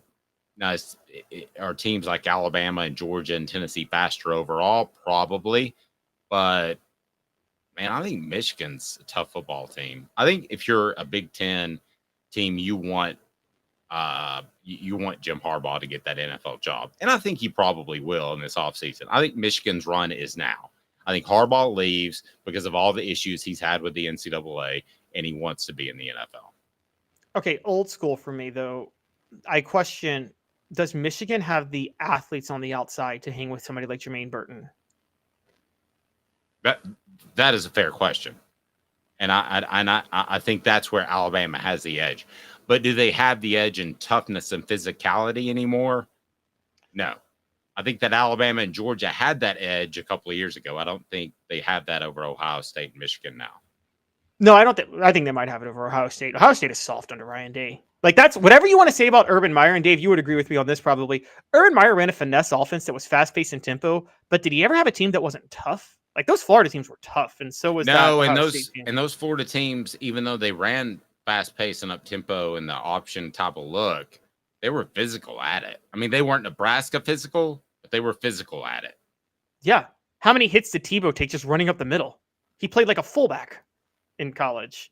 And you're right, they were very physical. And the defense those Florida's defenses were nasty during that time. Boy, Rocky Top Tom just nailed it. I despise Michigan, but I love watching them play real football. They line up in I form under center with a damn fullback, and they play like men. It's nice to watch. I enjoy watching Michigan play too. Okay, Dave, I meant to ask you, is the fullback position, everyone talks about it's dead. Do you think that's a mistake by coaches for it to be dead? Don't you think the fullback could still be like the I form could still be a useful strategy? Yes. Why did it die? I don't get it. I'm surprised you didn't know my stance on that already. Yes, I think you could use an I formation. I think what you do now is use an H-back type of tight end sort of thing, and you get some blocking from that, but not the same. But not anywhere close to the same. So there we go. Our 5 favorite minutes. I'm excited about this because it gets you guys involved more and more. The program brought to you by our friends at Banks & Jones, Tennessee's trial attorney. Play to win, banksjones.com. Each and every weekday, we're here at 10 a.m. Be sure and check out Brainerd Golf Course and Brown Acres Golf Course when you're in Chattanooga. You can click right below to set your tee times. I know it's a little bit chilly, but I also know that there are warm days where you want to get out there and play. And Chattanooga Mortgage, congratulations. Your home search just got easier. Buying a home in Chattanooga has never been easier with Chattanooga Mortgage, chatmortgage.com. They bring you our 5 favorite minutes where it's all about you. We'll end the show each and every day with our 5 favorite minutes, which is all about what you want to talk about on the message board. Really excited to continue on with this. Smoky Mountain Red said, did we have the fastest fullback in college history with Sean Bryson? Yes. Sean Bryson was the most ridiculously athletic. Yeah, he ran a 4.38. He would have been a starting tailback at most of the programs in college football. Instead, Buffalo did use him as a running back for quite a few years, actually. The Bills. Yeah, instead they asked him to play fullback, like they asked Fred White to move from cornerback to safety, and those guys did it because they were selfless and wanted to win a championship. Have a fantastic afternoon, day, morning. By the way, setting records on the amount of YouTube views, setting records on Apple especially, but Megaphone as well, and that's because of you. Hit like. We greatly appreciate that. If you haven't subscribed yet, do it because we're rolling on. Tomorrow on the program, we'll get into the Nico thing a little bit more, but the bottom line is it's best for both parties if Nico is the starting quarterback and Joe Milton moves on. Travis says congratulations. Now he's probably mad at me for ripping Milton. So thank you very much, Caleb Calhoun. Thanks for everyone that listened and watch. I'm Dave Hooker. This has been a presentation of Off the Hook Sports.